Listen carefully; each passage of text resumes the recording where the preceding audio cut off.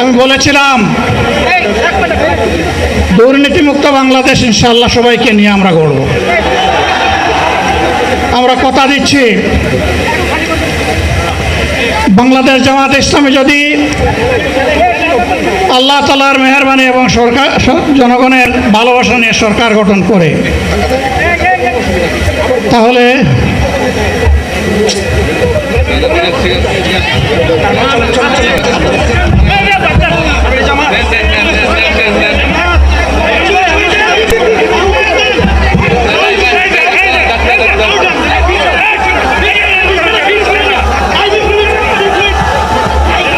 আপনারা নিজ নিজ জায়গায় অবস্থান করুন।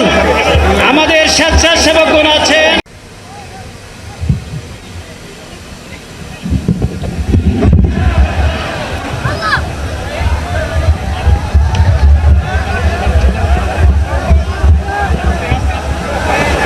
আপনারা অবস্থান করুন যার যে জায়গায়।